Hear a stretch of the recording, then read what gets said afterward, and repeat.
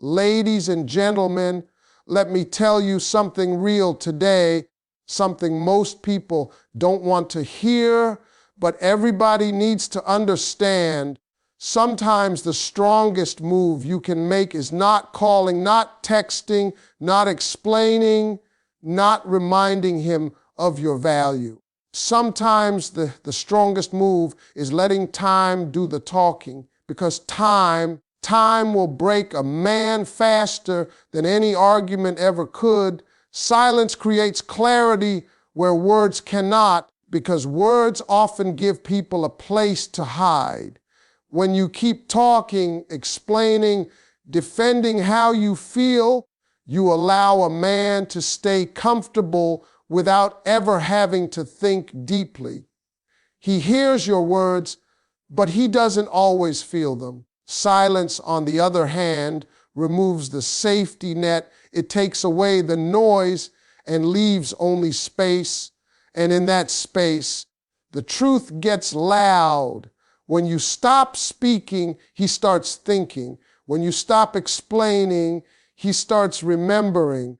Silence forces him to replay moments he once ignored, moments he thought would always be there. A man doesn't process emotion the same way a woman does. Women tend to talk things through, hoping understanding will fix the situation.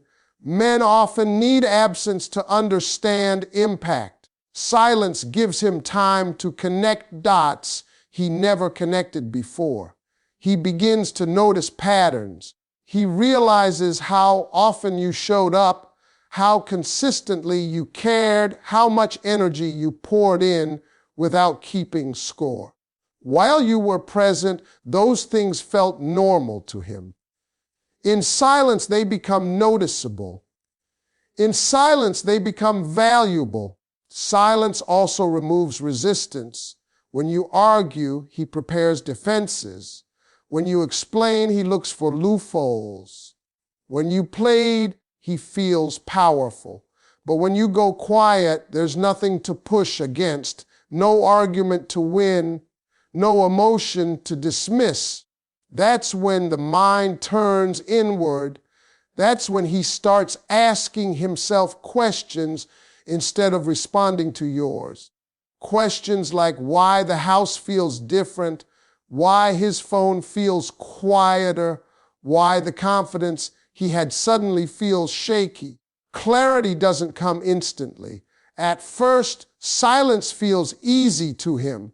He may even enjoy it. He tells himself you'll come back, that you always do, that this is just a phase. But as time stretches, silence changes shape. It stops feeling peaceful and starts feeling heavy. The jokes don't land the same. The distractions don't last as long. And that's when clarity shows up, not as regret at first, but as discomfort. Discomfort grows into reflection, and reflection turns into realization. Silence shows him your absence without blaming him for it.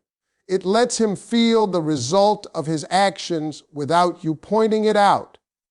And that's powerful because lessons learned through experience stay longer than lessons explained with words. Silence teaches him how much emotional labor you were doing without applause, how much balance you brought without asking for credit, how much strength you carried quietly.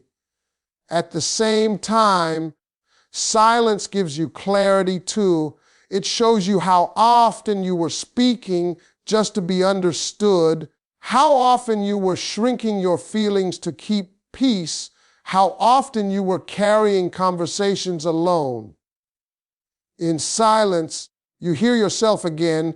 You realize that love shouldn't require constant explanation, that the right person doesn't need reminders of your value, and that clarity, once it arrives, changes how you move forever.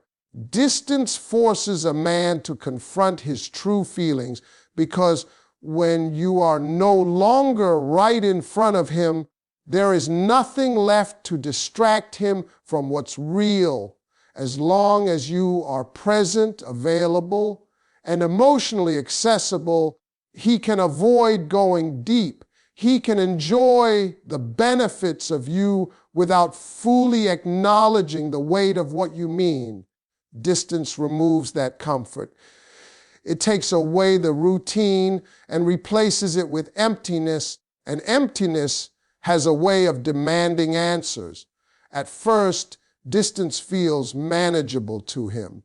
He tells himself he needed space anyway. He fills his time with noise, work, friends, entertainment, anything to avoid sitting still. But distance doesn't rush. It waits. It stretches time and slowly exposes what was buried under convenience. When the distractions fade, feelings surface. Thoughts he pushed aside start returning. He begins to replay conversations, moments, and memories he once overlooked. Distance turns small memories into loud reminders. A man often doesn't recognize the depth of his emotions until the connection is no longer guaranteed. When you are there, love feels optional. When you are gone, love becomes a question. Distance makes him ask himself what he actually feels, not what he says he feels, not what he pretends to feel, but what shows up when no one is watching.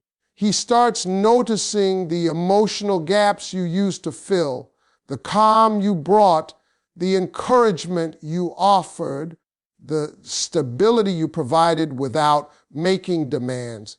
Distance also removes external validation.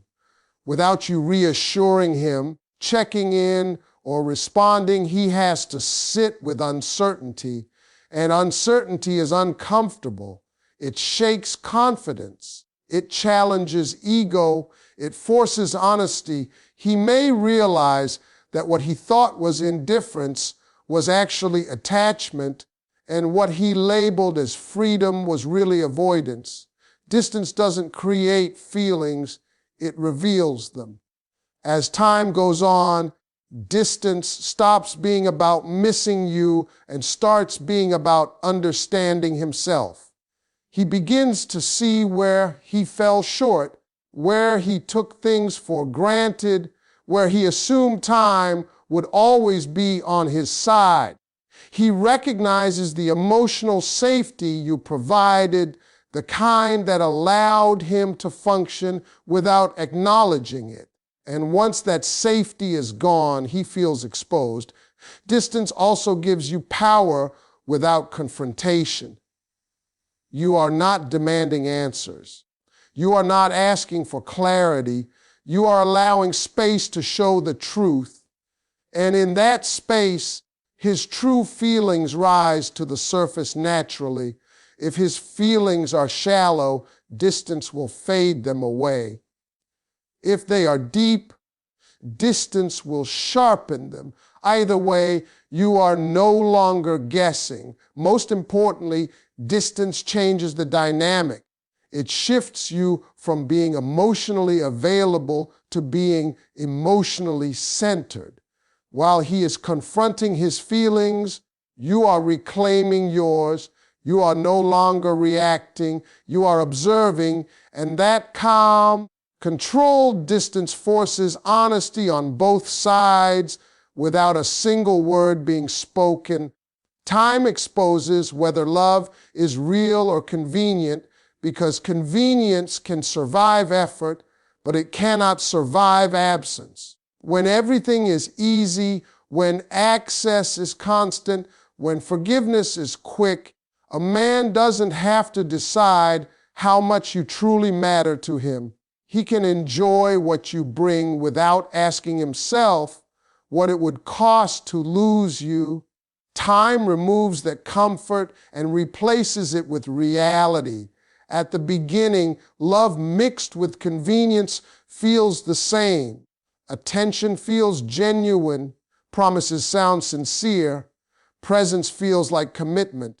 But time has a way of separating intention from action. As days pass without you, he no longer has immediate access to your care, your energy, your emotional availability. That's when he learns whether he was invested in you as a person or simply in how you made his life easier. Convenient love fades quietly. It doesn't fight. It doesn't reflect deeply. It doesn't change. When love is only about comfort, time makes it disappear without resistance. He fills the space with something else, someone else, or distractions, and moves on without much inner conflict. And that in itself becomes the answer. Time doesn't lie. It doesn't negotiate. It simply reveals. Real love, however, behaves differently under time. It doesn't rush to replace. It doesn't forget easily. It grows heavier the longer the absence lasts. With real love, time becomes uncomfortable. The silence starts to bother him. He feels the weight of choices he didn't make when he had the chance. He begins to understand that what he lost was not just a person, but a connection that grounded him. Time also removes performance. Without you there, he can't pretend. He can't rely on words to maintain a bond. He can't use temporary effort to keep you close. Time demands consistency, and consistency is where real love shows itself. If he reaches out with humility, if he reflects without blaming, if he grows without being pushed, that's time revealing depth. If he stays distant and unchanged, that's time revealing convenience. While time is testing him, it is also protecting you. It stops you from over-investing in someone who hasn't chosen you fully.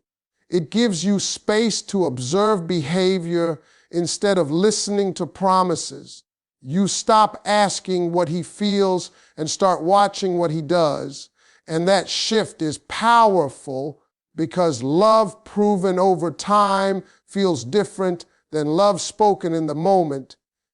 Time doesn't rush answers, but it always delivers them. It shows you whether he misses you because he loves you or because he lost access to what you provided. And once time reveals that truth, you no longer have to wonder where you stand. Absence shifts power back to self-worth because when you stop being constantly available, you stop measuring your value by someone else's response. When you are always present, always responding, always adjusting to keep the connection alive, the balance quietly shifts away from you. Your worth starts to feel tied to whether he notices, whether he reaches out, whether he chooses you in that moment. Absence breaks that cycle and hands the focus back to where it belongs. When you step away, something important happens inside you. The urgency fades. You are no longer waiting for a message to validate your importance. You are no longer overthinking silence or rereading conversations to find meaning. Absence gives you room to breathe, and in that space, you remember who you were before you started proving yourself. You reconnect with the parts of you that didn't need permission to feel confident, calm, or complete. Self-worth grows when it is no longer negotiated. As long as you stay available to someone who is unsure, you keep negotiating your value. You compromise your boundaries, hoping clarity will come later. Absence ends that negotiation. It quietly says that your time, energy, and presence are valuable, and they are not handed out without care. That message is powerful, even if it is never spoken. At the same time, absence changes how he sees you, not because you are manipulating, but because your absence removes predictability. Predictability often leads to complacency. When he knows you will always be there, he doesn't have to rise. When you step back, he has to confront the possibility of losing you, and that possibility forces respect. Respect doesn't come from chasing. It comes from knowing when to step away. Absence also helps you detach from outcomes. You stop obsessing over what he will do next and start paying attention to how you feel now. You become less reactive and more grounded. Decisions stop being driven by fear of loss and start being guided by self-respect. That's when power returns to you, not as control over him, but as control over yourself. Self-worth is reinforced when you realize you don't need to convince anyone to choose you. The right person will feel your absence and respond with effort, not excuses. The wrong person will drift away, and absence will make that clear without confrontation. Either way, you win clarity. Absence is not about punishment or pride. It's about alignment. It allows your actions to match your value. It reminds you that love should feel mutual, not like a constant audition.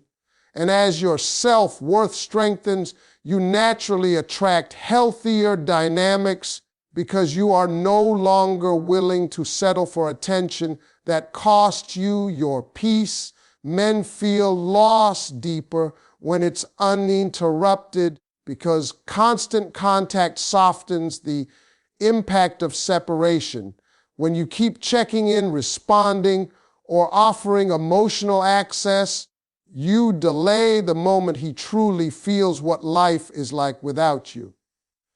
Interruption acts like a painkiller. It eases discomfort, but prevents healing and understanding. When loss is uninterrupted, it becomes real, and reality is what forces emotional awareness. At first, uninterrupted loss feels light to him. He assumes the silence is temporary. He believes you'll reach out eventually, just like before. That belief keeps him relaxed. But as time continues and nothing changes, uncertainty sets in. The mind starts asking questions it avoided when reassurance was available. He begins to notice that the connection is not paused, it's gone. And that realization hits differently. Without interruptions, there are no emotional resets. He can't rely on a message to lift his mood or a conversation to restore familiarity. The absence remains day after day, creating a steady pressure. That pressure forces reflection. He starts thinking about moments he dismissed, conversations he didn't take seriously, and efforts he assumed would never stop. Uninterrupted loss removes the illusion of control. Loss also deepens because it challenges identity. Many men don't realize how much emotional stability they receive from a woman's presence. Your support, belief, and consistency often become part of how he functions. When that disappears without warning or explanation, it leaves a gap he can't easily fill. Friends, distractions, and routines don't provide the same grounding. Over time, that gap grows louder. Uninterrupted loss creates contrast. He compares life with you to life without you. And contrast sharpens awareness. The peace he once felt becomes noticeable only after it's gone. The ease of being understood becomes rare. The sense of being supported without asking becomes a memory. That comparison is what deepens the loss, because it's not just about missing you, it's about recognizing what you represented. While he is feeling the weight of uninterrupted loss, you are reclaiming your emotional space. You are no longer reopening wounds by staying connected. You are allowing distance to do its work naturally. That strength is quiet, but it's powerful. It shows maturity and self-respect, not anger or resentment. Uninterrupted loss doesn't guarantee he will come back, but it guarantees truth. It reveals whether he is capable of growth, accountability, and appreciation. And regardless of his response, uninterrupted loss ensures that you are no longer stuck in emotional limbo, waiting for someone to realize your worth while you keep proving it. Growth happens when you stop explaining and start allowing, because constant explanation keeps you trapped in a loop of seeking understanding from someone who is not ready to give it.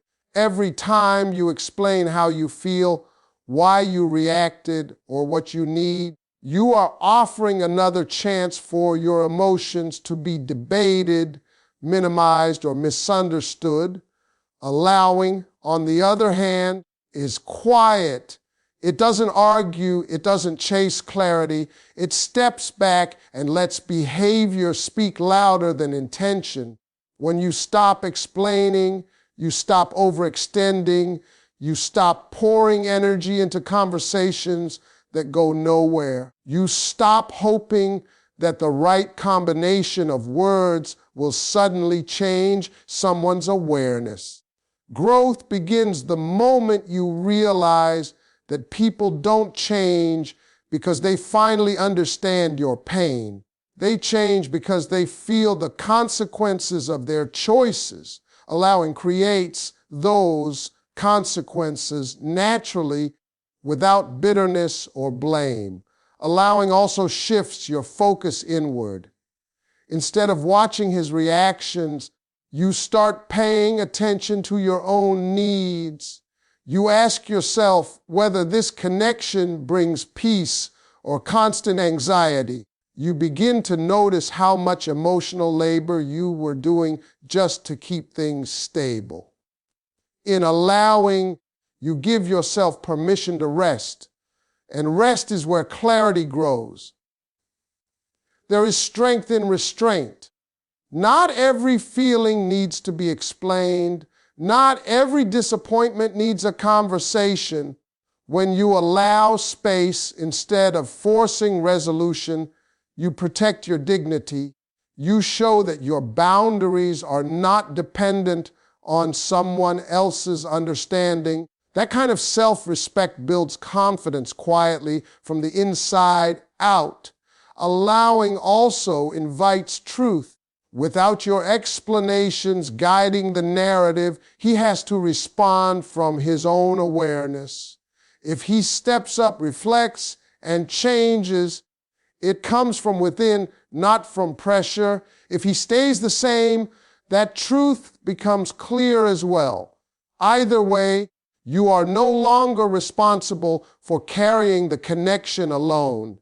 Growth happens when responsibility is shared or released.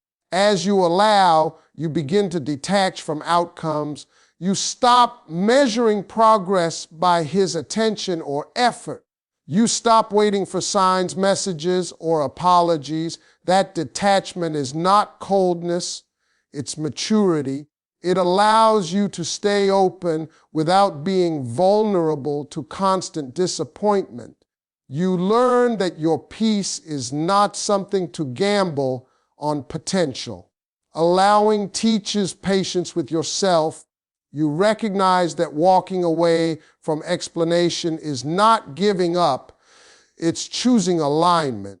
You trust that what is meant for you will meet you with clarity, not confusion, and that trust changes how you move through relationships.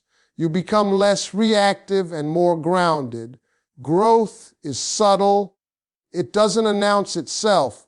It shows up in how you respond differently, how you no longer chase closure, How you choose silence over chaos. By allowing instead of explaining, you step into a version of yourself that is calmer, stronger, and no longer dependent on being understood to feel